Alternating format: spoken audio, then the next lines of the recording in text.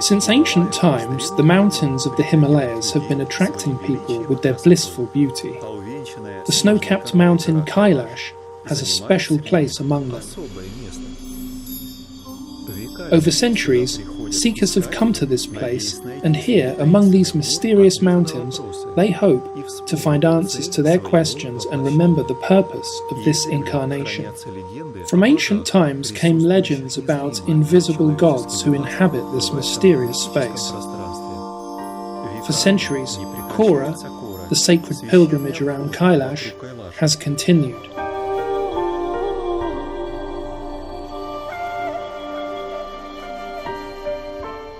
We invite you on a fantastic expedition around the wonderful places of Tibet and Nepal to face the ultimate test of your will and spirit. Travelling to those lands where the great teachers of the past left their marks, to the lost worlds of other cultures, can lead you to find yourself.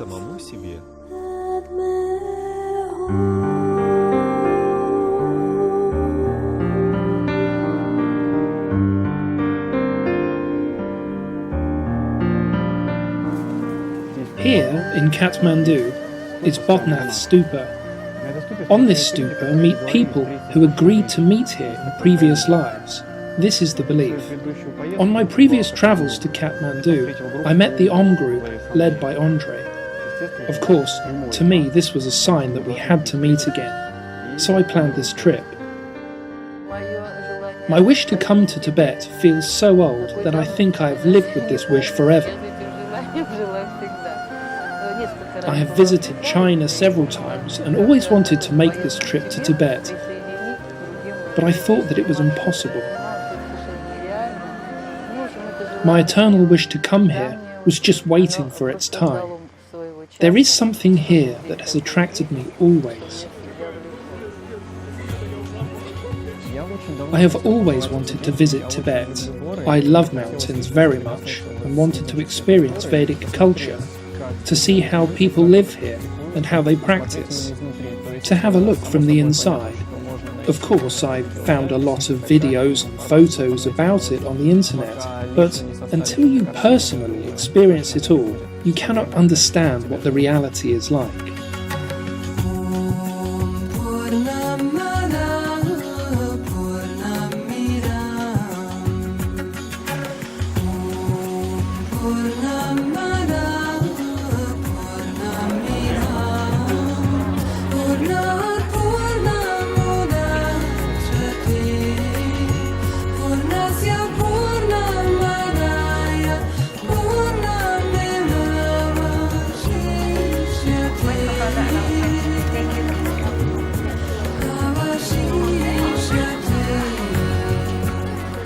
After my visit to India last winter, I found out that there was a possibility to travel for a different purpose.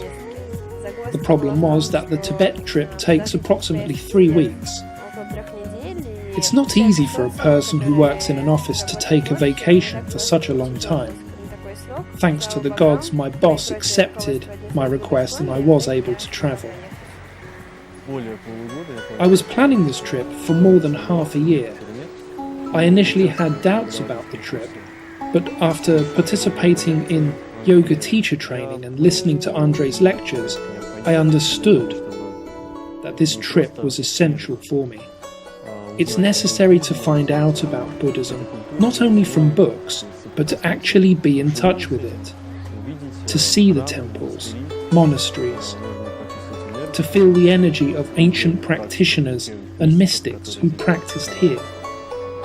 When I was 14 years old, I read a book written by someone who claimed he was a Tibetan monk from Patala. I later found out that he was actually an English writer. He described the reality of Tibet in such stunning detail, the way he grew up in Tibet, how he was told of the esoteric knowledge, the way people live here. With this inspiration, which I carried from my youth, I came here. The story about travelling to the sacred mountain of Kailash would not be complete without the story of the ancient system of self-development called yoga. It is the oldest science about gaining control of body and mind which, with proper application, will show us new facets of the world around us. Every participant in our trip has their own experience of yoga, but for many, yoga became the starting point of their travel to Tibet. I wanted to come to see Kailash and was looking at different groups to travel with, but I did not want to travel with just any group or teacher, and I wanted to go around Kailash on the Kora. I met the Club last year during the Kupala celebration. I liked Andrey and had watched many of his lectures. As soon as I found out that there was a possibility to go to Tibet with Andrey, I tried my best to get there. Of course, you could say this was just chance. But really, there is no chance in our world. This aspiration was always there. I felt disappointment and dissatisfaction when I looked at our world. I remember this even from my childhood. I believe that a physical impact on this world is not needed, but that the change must be on the informational level. My search brought me to the Club. I started to practice yoga because I really wanted it. The world has opened up in front of my eyes. Before, there was a fog in my head. To spice up my life, I was going to extremes without understanding why I was doing it. Maybe just to feel that I was alive. Maybe to have the feeling that something interesting was going on. But a more wonderful motto is, change yourself if you want to change the world around you. Yes, my own experience shows that yoga changes your life for the better. Probably it happens because awareness manifests. I started to be more observant in my physical and inner worlds.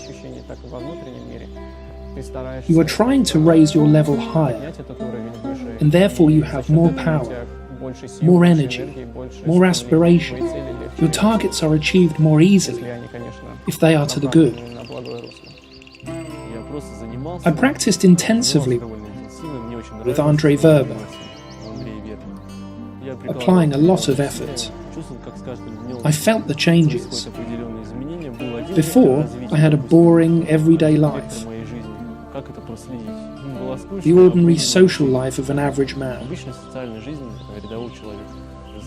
When you practice, you feel how your surroundings change.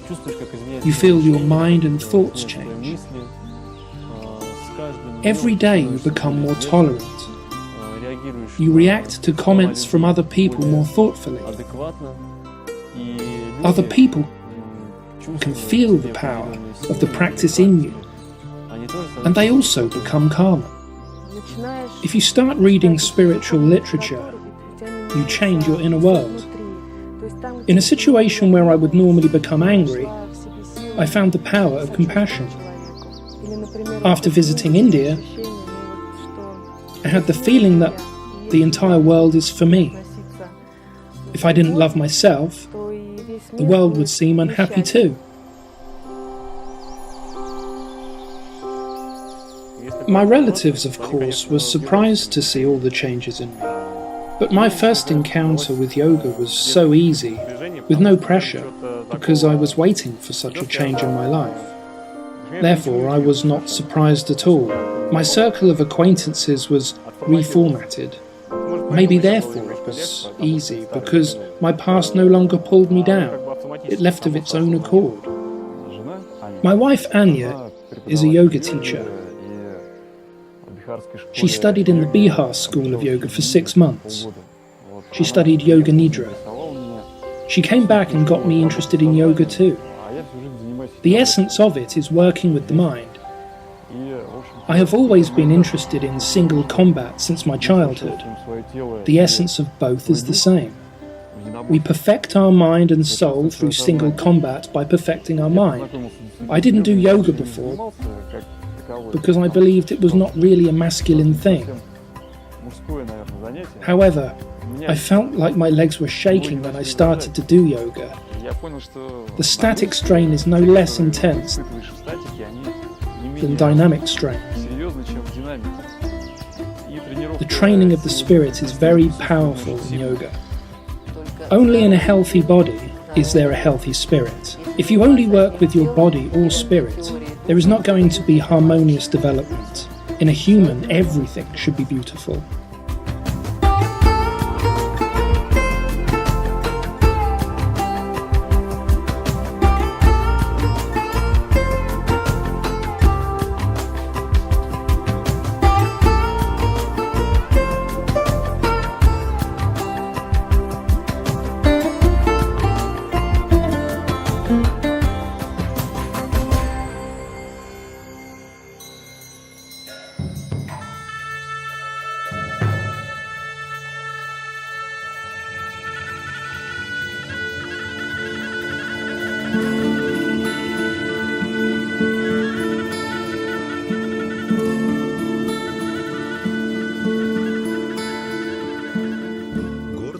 Mountaintops surrounded by clouds, dilapidated homes of local people, the shiny tops of the temples' golden roofs and monasteries, the wind playing with the multicoloured flags and blowing dust and rubbish around the empty streets.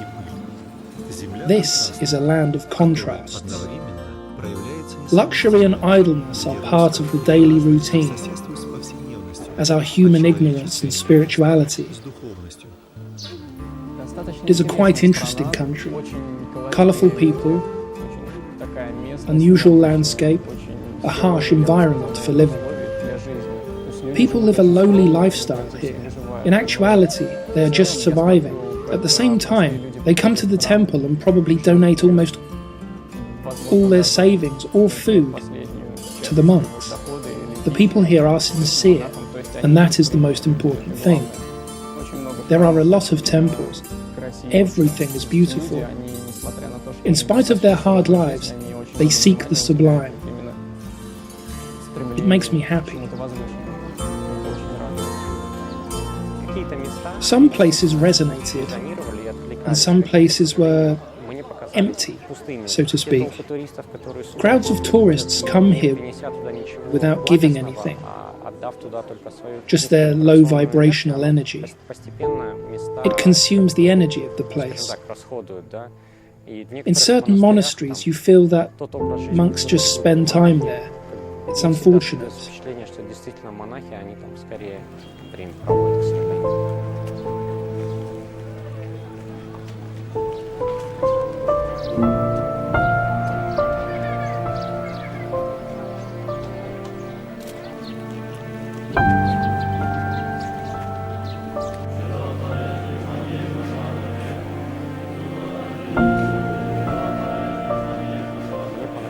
I enjoyed the services in Samye Monastery. The majority of the monks were deeply into their practice.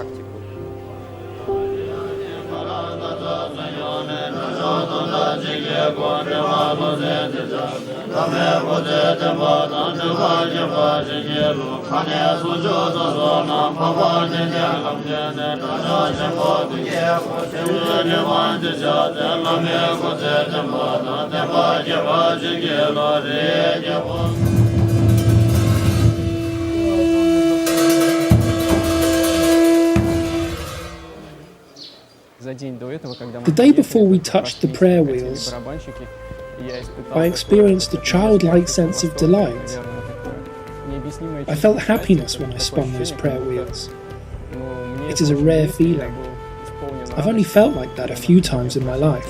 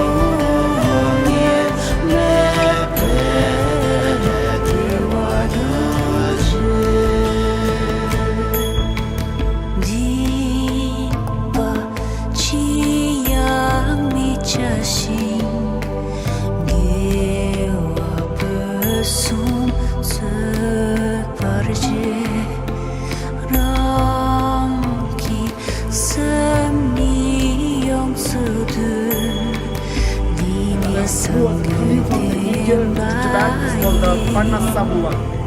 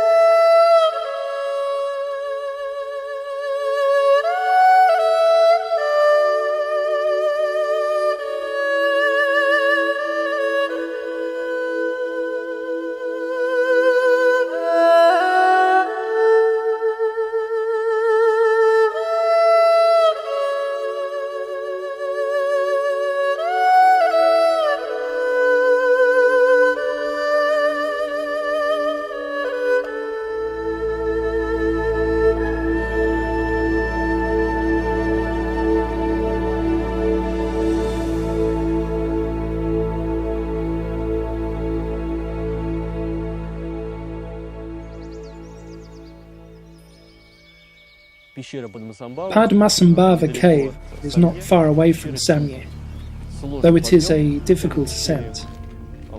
The height leading to that cave, as I recall, is something around 4,300 to 4,400 meters. For us lowland inhabitants, it's unbelievably high.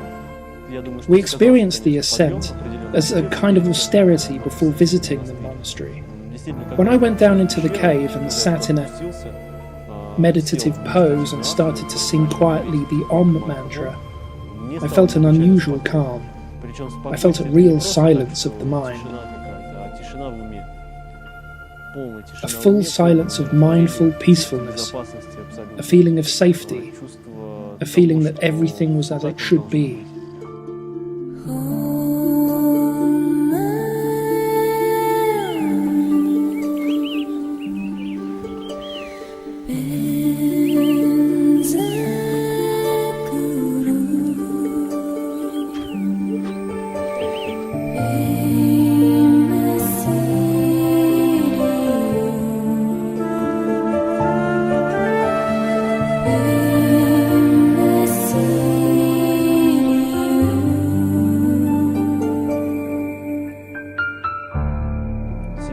It is what I came here for, to feel the energy of the spirit of Buddhism.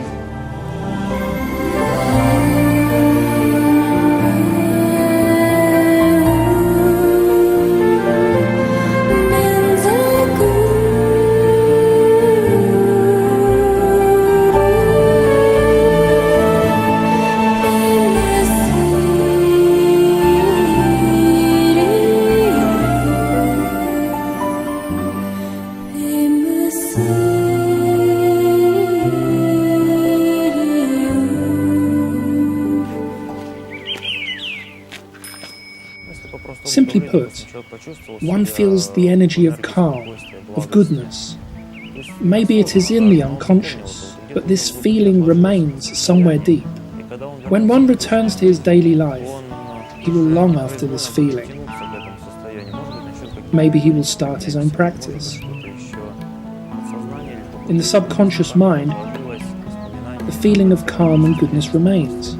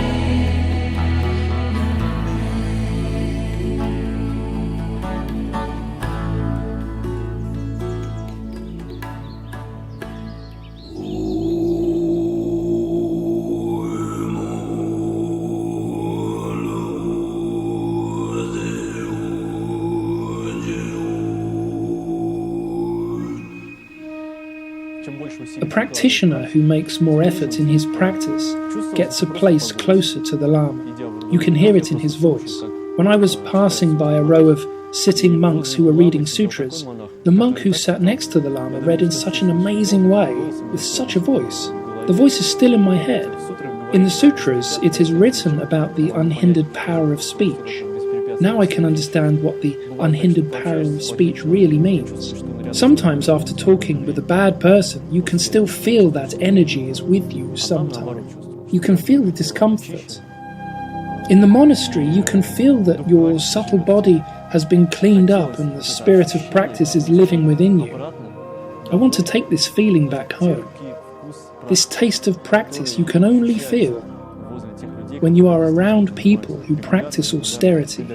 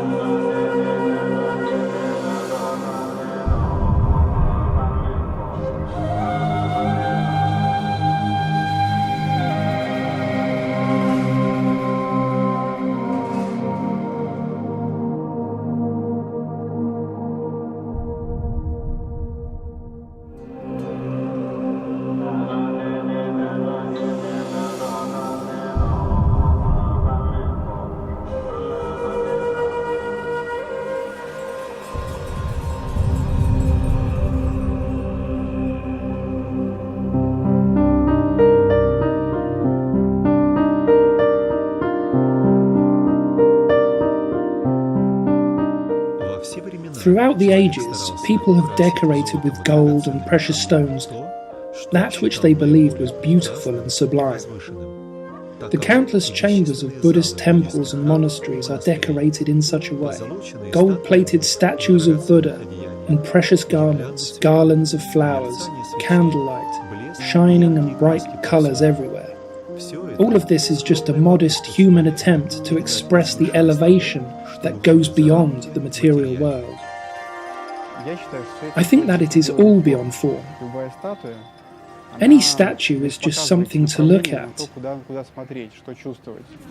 But if you look beyond the statue, you can understand it is a personification of a certain energy. Through the statues you can communicate with their energy. In any religion, such a possibility exists. In Hinduism, it is Shiva.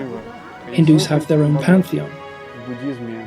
In Buddhism, it is Buddha with all his incarnations.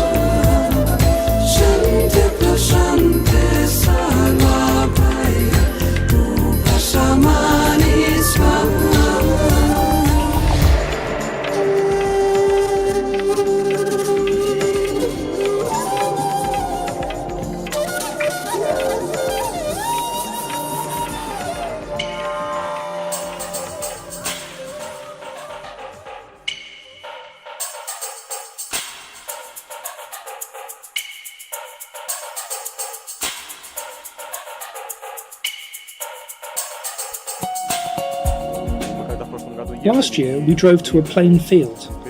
In front of us, we saw snow-capped mountains. I wanted to jump out of the car, sit down, and just look at them forever. It is definitely one of the most significant mountains on our planet. I am so glad that I had an opportunity to visit it. I love those landscapes, ridges, valleys. I'm so happy that I was there.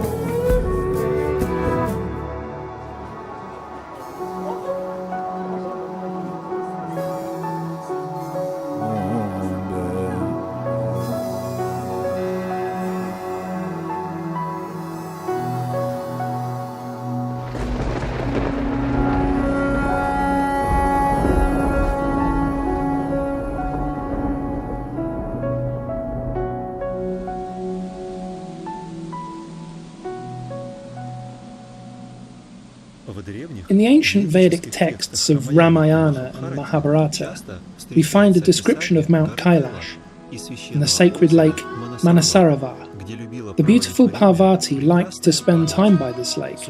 Parvati is the wife of Shiva and the daughter of the king of the Himalayas. The description of this place on the pages of the scriptures is not the same as it looks today. Kailash was surrounded by flourishing gardens that produced fruit all year round. Manasarovar decorated it with lotus and lilies, and there were swans in its charming pearl-like waters.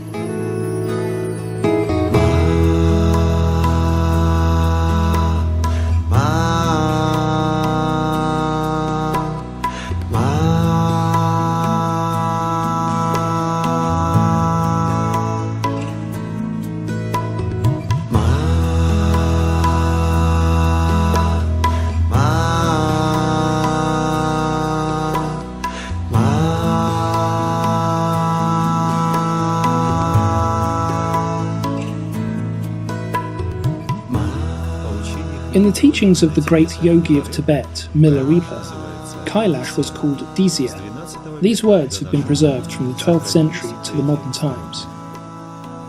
The knowledge of the glory of the snowy mountain, Dizya, is widespread. People from distant countries talk about it. Dizya is a crystal-like pagoda. The prophecy of the Buddha truly says that this snowy mountain is the center of the world. Its surroundings abound with fragrant plants. They are used to make medicine containing nectar. This is the place of the perfect ones. Here one can find transcendental samadhi. There is no more magical place than this. Manasarovar Lake is situated 4,557 meters above sea level. It is one of the highest lakes in the world. The valley of Manasarovar is bordered to the south by the Himalayas and to the north by the ridge of Kailash.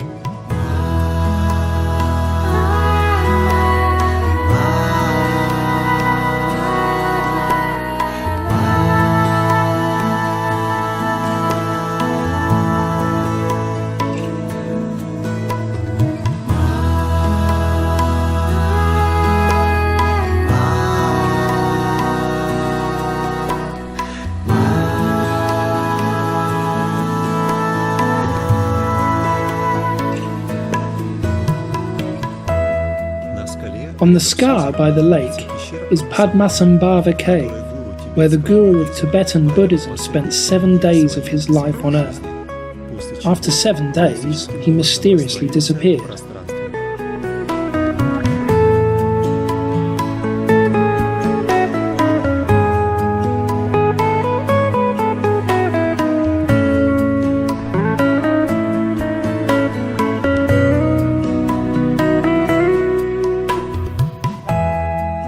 According to Vedic culture, Manasarovar Lake was born in the mind of Brahma. It was created to show the power of Manas, the mind of the creator of the universe. Many people believe that the sacred waters of Manasarovar can clean one's karma and prolong life. There is a belief that a woman who performs her ablutions in the lake will bring to this world a virtuous child.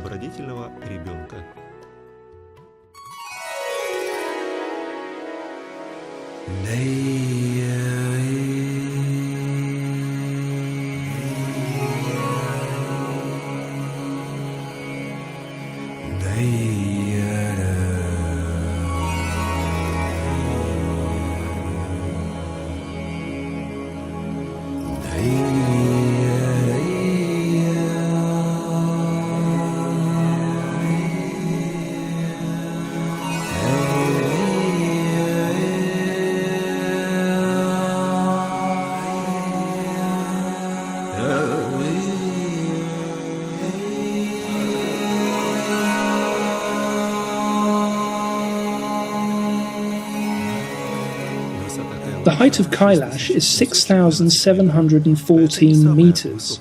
It is not the highest mountain in the Trans-Himalayas, however it is notable by its pyramidal form. Its plains are oriented to the four sides of the world. To the followers of Buddhism, Hinduism, Jainism and Bon, Kailash is the sacred place. Followers of Buddha's teaching believe that one of the forms of Tathagata is present there. In the Hindu tradition, Kailash is the center of the world and the abode of the mighty Shiva. The length of the Kora, the sacred route around Kailash, is 53 kilometers. Since ancient times, people have believed that Kora helps to cleanse their karma and remove obstacles on the way to liberation. I came to understand, not long ago, that to expect something from the future or from development is pointless. You can create an intention and ask yourself why you want to go there, but what you will get as a result is not in your competence, not under your control. I imagined what difficulties I should expect. I understood that it would be difficult. A month before Kora, I was preparing, jogging in the morning. I prepared as best I could, but I didn't expect that it would be this difficult. Probably it is better when something is expected to be difficult, but then shows itself to be the opposite. With Kora, it was different. I thought everything would be easy. When we went to the north face of the mountain, I faced the biggest test of my life. I couldn't imagine that after a few steps, I would need a few minutes rest in order to continue. Every step was a struggle. Actually, it was a very important experience and test. All your powers have to be used to the last drop, just to reach your goal. All the difficulties we had on the way, we overcame. In ordinary life we don't do this, because there are always easier options.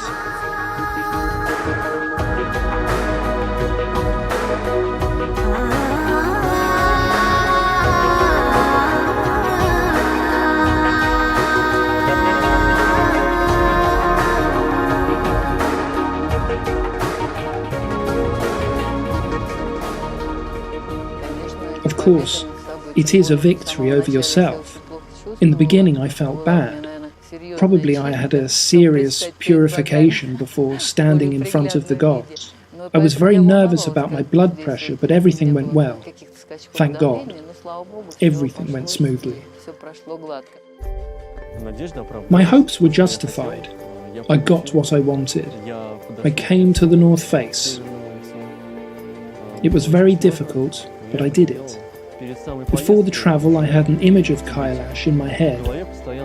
I closed my eyes and I could see Kailash, a clear blue sky. I think it was a sign. When I stood in front of the North Face, I saw it exactly as I had imagined it. Every step towards Kailash opens a new space. It's like there are a million doors there.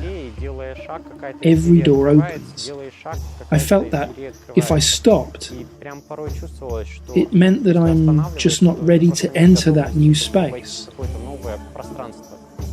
It's like around Kailash there are many cocoons of energy, and when passing through them, something new opens. There is a lot of danger. Sometimes you walk and feel the resistance.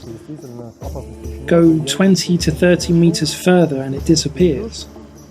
It feels like there are different force fields. You pass through a certain level, then you are given a rest, then you walk normally for a while, then another level, and so on. To explain it materialistically, it could just be tiredness, because the body is in a strange environment, and it is difficult. The body adapts. Then it is easy again. Then difficult again. Then easy again. There are probably more complex esoteric explanations of this phenomenon. The mountain aroused in me a respect and a thrill. The more I moved towards it, the more I felt that it was alive. It might sound paradoxical, but it measured my presence and its own. And before taking my next step, I was asking the mountain to allow me to do it. And I felt its permission.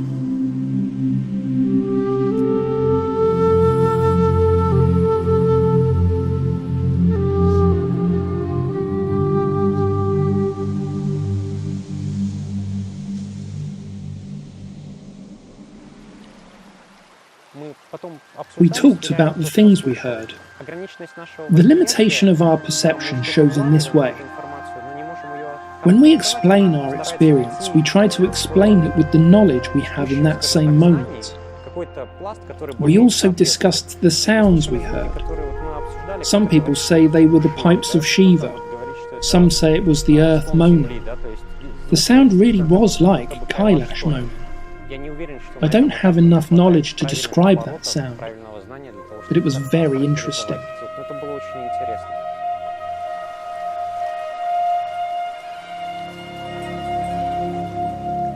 The nature was unique. I would say an almost unearthly nature. While I was walking, I had a feeling like I was on another planet, in a different reality.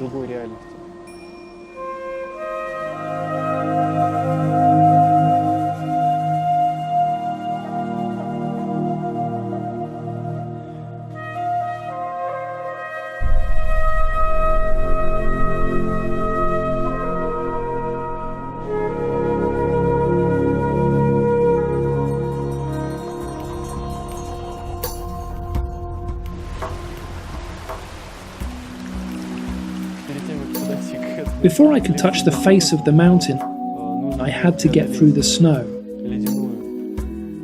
through the glacier. My legs were stuck in the snow and it was very difficult. But when I finally touched it, I felt my job was done. I felt the power of the mountain, this cold mountain. I had a lot of feelings. I was tired to death. That last 200 meters of the climb was the hardest test. A few steps felt like I was falling. I was the last in the group to reach Kailash, to touch it, which is what I had planned before. Never in my life have I walked so slowly.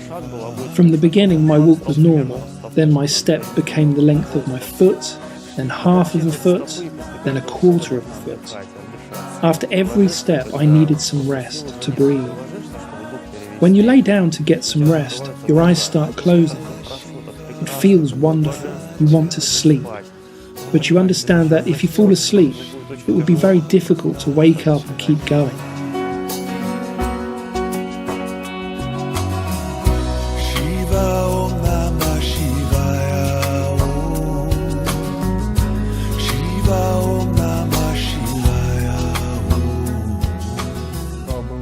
Yes, it was tough physically. The last 100 meters in the snow, probably took me 30 to 40 minutes. I had no power, it was hard. But when I finally did it, I felt I had done something big. Something serious.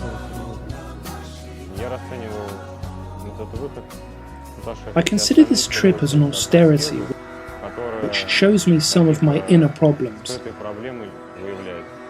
And the place itself helps one to reach inner silence. Plus we saw Kailash from another side.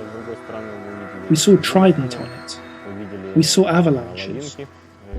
The view, of course, was beautiful. The scale was truly awesome. The view from the bottom was immense. When you see it from distance, you understand that it is very big and very impressive. But when you stand at its base with a raised head, you really understand just how simply immense it is. The bottom level of Kailash looks like it was handmade. The stones are covered in cement or something like that. I fantasized about it. I thought that it would be an uplifting experience because when you reach something you have longed after, you experience euphoria. I remember when I was standing 3 or 5 meters from Kailash, I thought, what's going to happen when I touch it? I remember this moment very well. I then rushed to the mountain, touched it, and then the most interesting thing, nothing happened. Everything was calm, nothing else. I thought, the flow of energy is about to start. But I felt nothing. I was very surprised. Andrey Verba told me that Kailash gives tapas to those who have been through this austerity, and that it gives also the energy of calm. Maybe this is the explanation, but I was not thinking about it. Yes, I think Kailash is a special mountain. When we went across the rocks, down to the river, I had a mysterious feeling, like I had become younger, like I had become clean again in my mind. My target was to come down, bring my body to the bed and collapse. I heard some girls talking about what happened to them, and I understood why they were crying. When they were talking about how they had reached the face of the mountain and what they had overcome to get there. After, when I came down, I felt like I was a kid again. I wanted to cry. Cry of pure happiness. That I did it. That I could overcome this difficult path. That I could show the quality of my willpower. I overcame myself. I did it. And it's finally over. The most interesting thing was that the weather was changing in the most fabulous ways. In the beginning it was sunny, then hail, then rain, then sunny again, and in the end there was practically a snowstorm.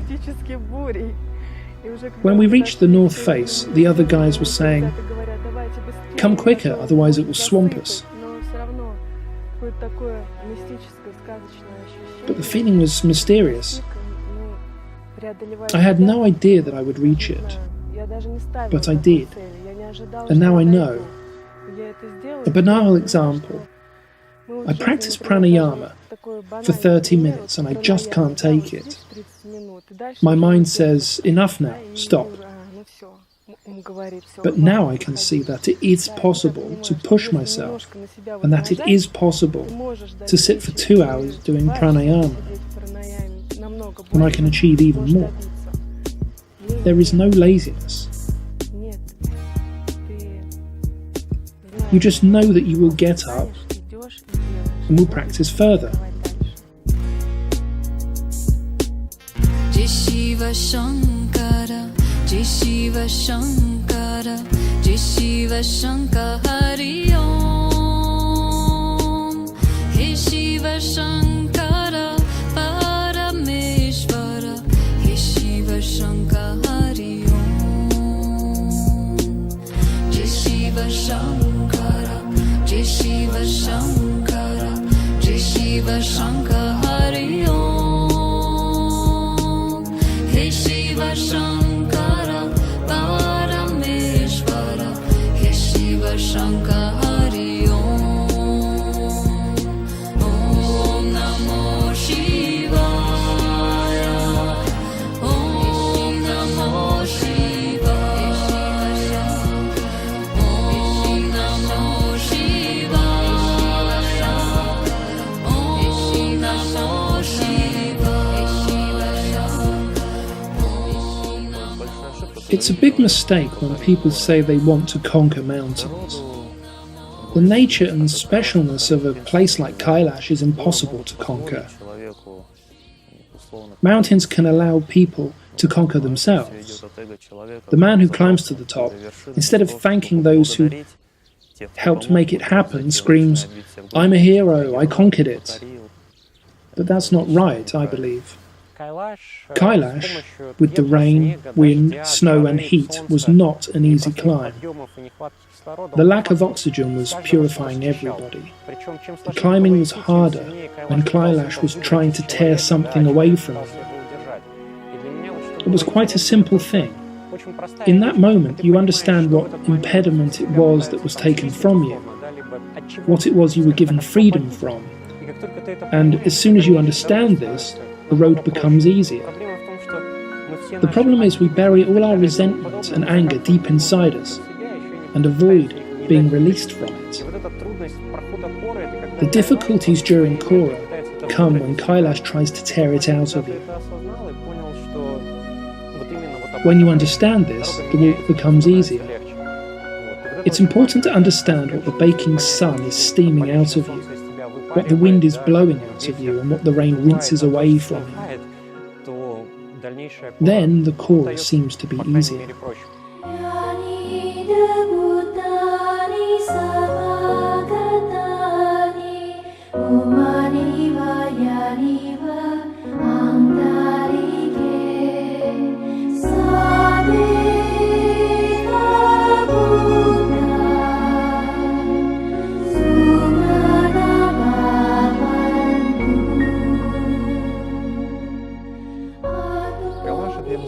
Kailash is the concentrated presence of something we are all trying to believe and understand, something we have always wanted to see in some form.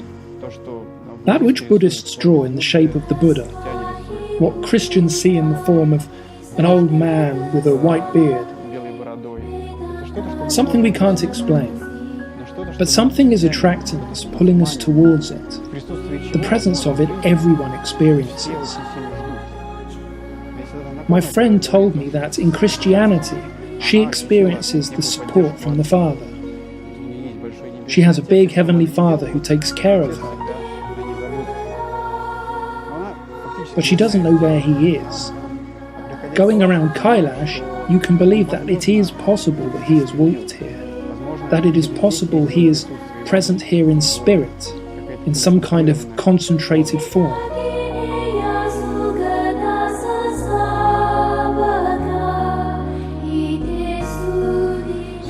I still walk the Kora. It's an experience that you can't end. It's an experience that transforms you. It doesn't depend on me. Even if I think I've finished my Kora, someone up there thinks differently.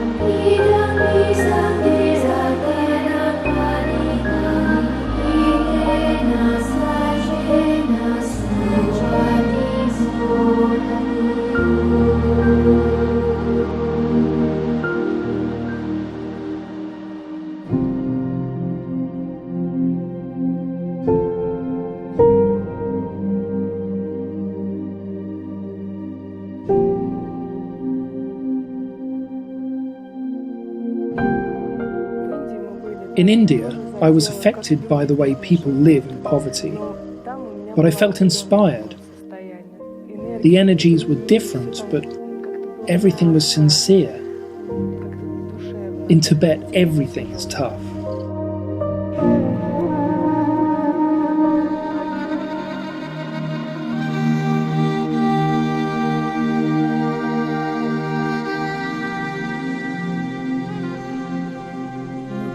You are moaning for those who should not be moaned for, yet you speak like a wise man. The truly wise never weep either for the dead or for the living. Never was there a time when I did not exist, nor you, nor these rulers of men, nor shall all of us cease to be hereafter. Contact of the senses with their objects generates cold and heat, pleasure and pain. They come and go, being impermanent. Bear with them patiently. What is said to perish are these bodies, in which the imperishable and unlimited spirit is embodied. In this text from the Bhagavad Gita, which translates as divine song, it tells of samsara, which is the circle of birth and death. The soul has to incarnate again and again in order to get its lessons, to correct the mistakes of the past, to be free from illusion, restlessly develop itself. To simply know about samsara and to be involved in it are not the same thing. For all my 30 years, I was glad that I lived on this planet. The sun rises, there is the moon and starry sky, the trees blossom, the flowers come in so many different colours. But here in Tibet, I came to understand that it is a cage, a golden cage. This is samsara. All this superficiality exists only to hold you here.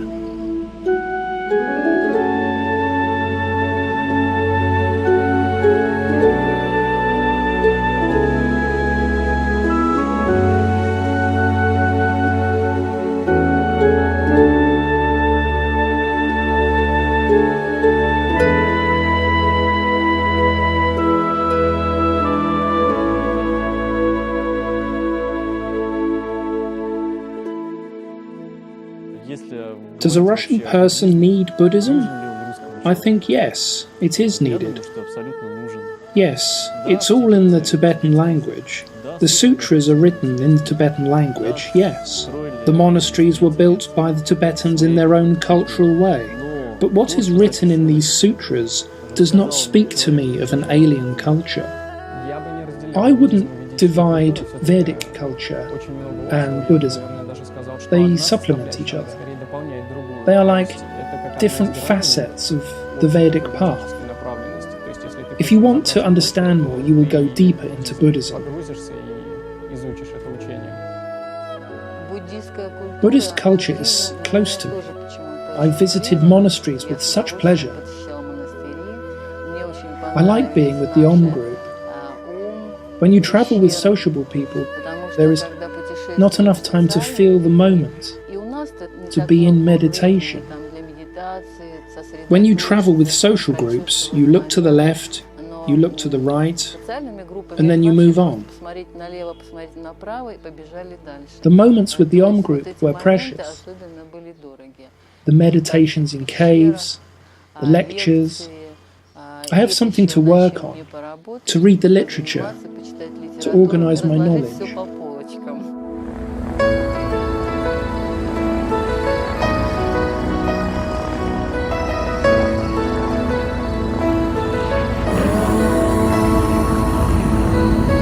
मनसवन्दित Sundari Madhavi Chandra Sahodari हेममये मुनिगणवन्दित मोक्षप्रदायिने मञ्जुळभाषिणि वेदनुते पङ्कजवासिनि देवसुपूजित सद्गुणवर्षिणि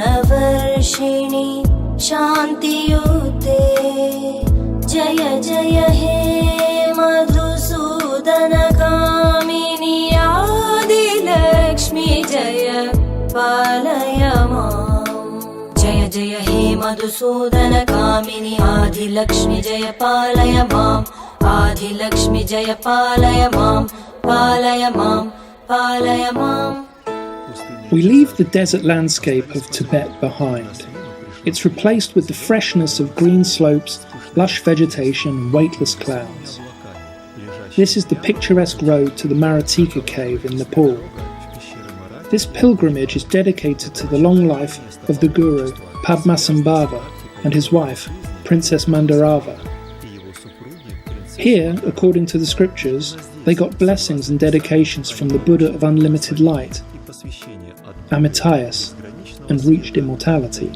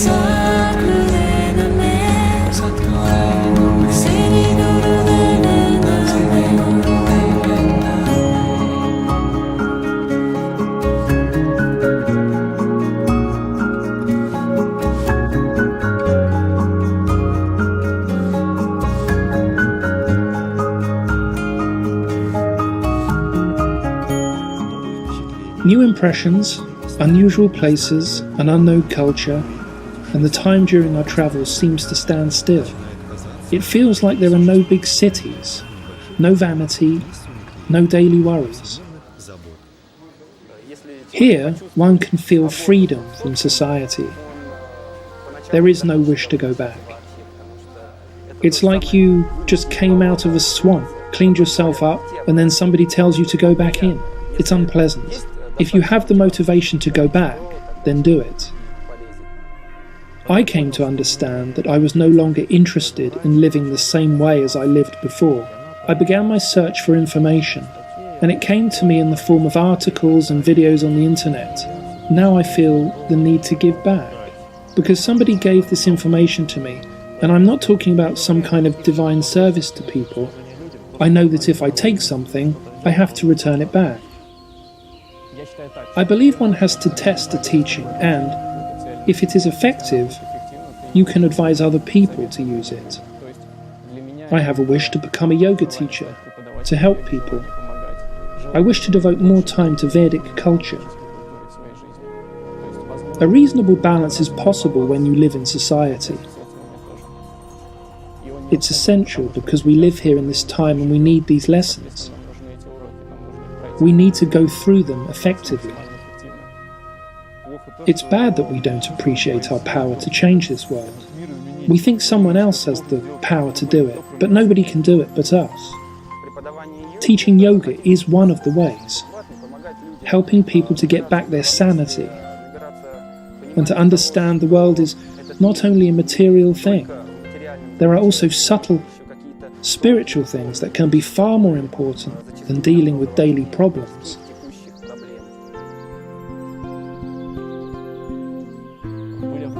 I had some worries. I felt ashamed to teach, and I did not have enough flexibility.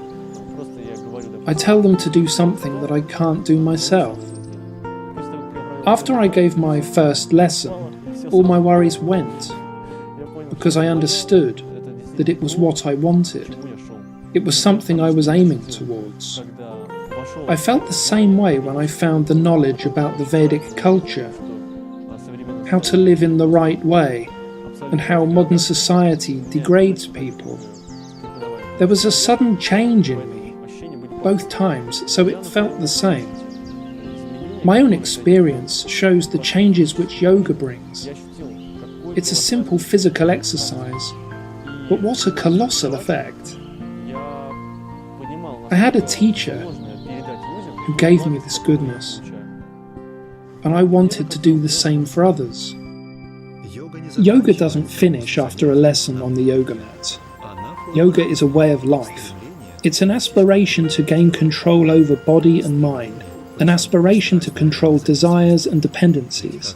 As Buddha said, even a reasonable person will become stupid if he ignores self-development.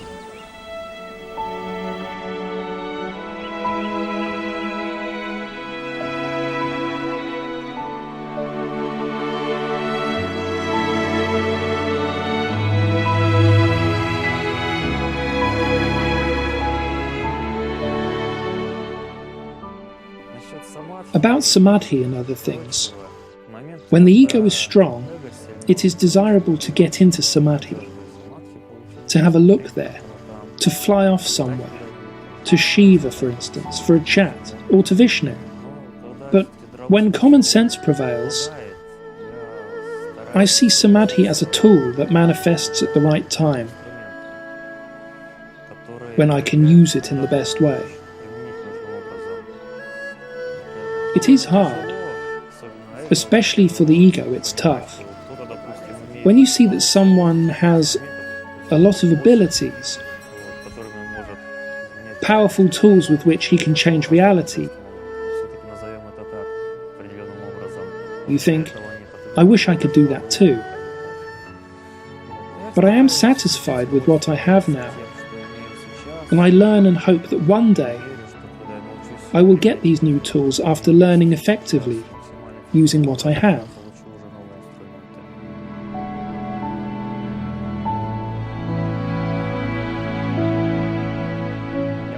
I don't think it's a trip for everybody. For some, this trip will bring a lot of suffering, like any austerity. If you really want it, like, for example, fasting, then it will be for the good. But if you are not morally ready for it, then you will suffer. But if someone wants to experience the culture, then he should visit Tibet, Kailash. It does make you stronger. Before travel, it is recommended to practice a healthy lifestyle. For at least 6 months before, practice yoga to prepare the body for the test. Otherwise, it will be a shock when you are climbing on the Dramala Pass, feeling like you are dying there, and not able to reach it. Of course, you must prepare yourself. My personal opinion is that physical training has nothing to do with the Kailash trip. only the energy aspects. The more inner problems a person brings to the Kora, the more difficult it would be for them. But, at the same time, you need to understand that it is possible for a short period of time to solve your inner problems with the energy of Kailash. Some people might not experience these changes because they are holding on to their problems. But I believe if those people do step in this direction, then in the next life they can go further. Why did I come here? It's my second time. In reality, once is enough if you only want to go and see what's there. But if I get another opportunity to come here, I will. I am continuously aware of the positive changes that it brings me, and in the future I will seek it out again. But it's difficult to express with words. Simply put, I want to return to this place. Coming here in order to find a spiritual path or enlightenment means asking yourself some questions. Your inner dialogue and personal decision will help you understand what place to go to. At least try to get there. If it's not meant to be, then the trip will not be possible. A lot of people try to get here, but have problems with their visa or flight or something. If you have an opportunity to visit the mountain, then you should. We don't know what will happen in a year or two. Maybe the access will be shut here. There are certain powers who could do this.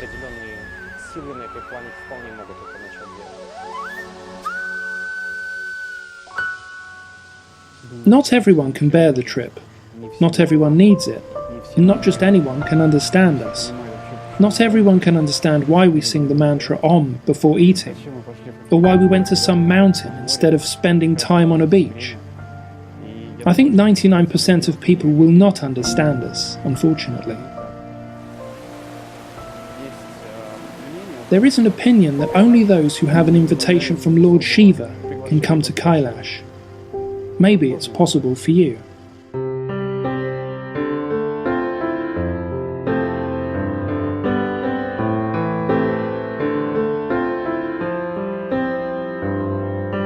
सद्यो जातं प्रपद्यामि सद्यो जाताय वै नमो नमः भवे भवेनाति भवे भवस्व मां भवोद्भवाय नमः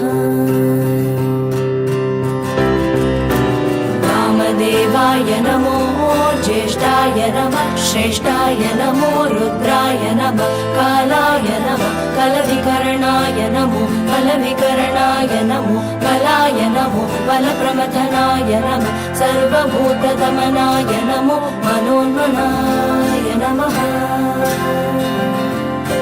खगोरेभ्यो खगोरेभ्यो घोरघोरतरेभ्यः सर्वेभ्यः सर्वशर्वेभ्यो नमस्ते अस्तु रुद्ररूपेभ्यः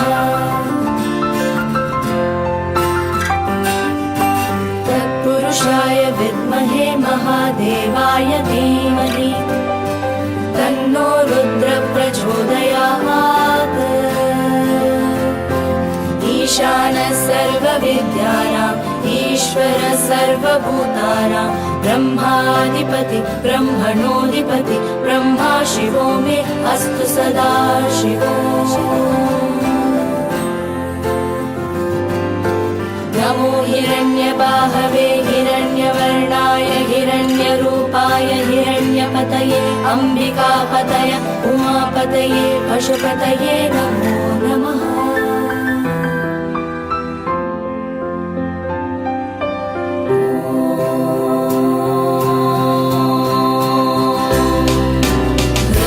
सत्यं परं ब्रह्म पुरुषं कृष्णपिङ्गळम् ऊर्ध्वरेतं विरूपाक्षं विश्वरूपाय वै नमो नमः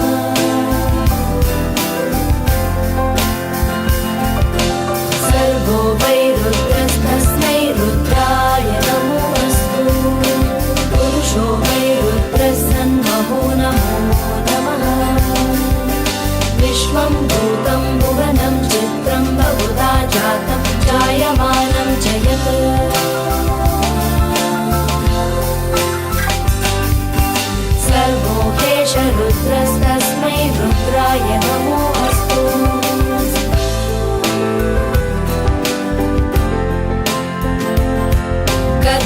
रुद्राय प्रचेतसे मीयुष्टमाय तव्यसे वोचे मशन्तमगुं हृदे सर्वो ह्येष रुद्रस्तस्मै रुद्राय नमोऽस्तु।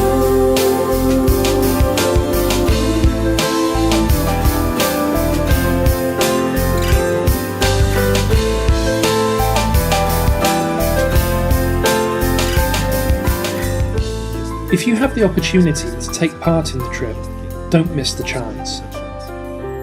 We hope to see you there.